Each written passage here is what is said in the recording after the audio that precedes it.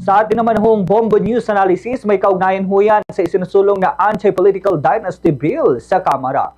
Ang detalye ihahatid ni Bombo Jason Felina.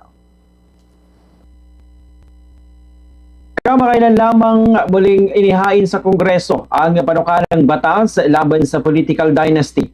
Sa unang tingin, tila isang hakbang na makapagpapalakas sa demokrasya at magbibigay daan sa mas pantay na oportunidad para sa lahat ng mga Pilipino. Gayunpaman, sa mas malalim na pagsusuri, malinaw na may nakikitang butas sa panukala na maaring magpalakas pa sa impluwensya ng iilang pamilya sa politika. Ang pangunahing layunin na panukala ay pigilan sana ang sabayang pag-upo ng mga magkakamag-anak sa iba't ibang posisyon sa pamahalaan. Subalit sa kasalukuyan nakasaad, may mga aspeto na maaring pagsamantalahan.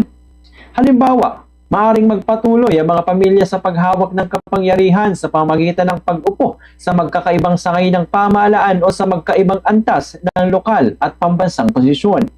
Sa halip na tuluyan limitahan ang kapangyarihan ng political dynasty, tila nagbubukas lamang ito ng legal na paraan para maparatili ang impluwensya ng ilang pamilya sa politika. Hindi may kakailan ang political dynasty ay isa sa pinakamalaking hadlang sa tunay na demokrasya. Ito ang dahilan kung bakit maraming karapat dapat sanang mamamayan ang hindi nabibigyan ng pagkakataon sa pampublikong serbisyo. Sa halip na matugunan ng problema, ang kasalukuyang panukala ay maaring maging butas pa para sa patuloy na monopolyo ng kapangyarihan.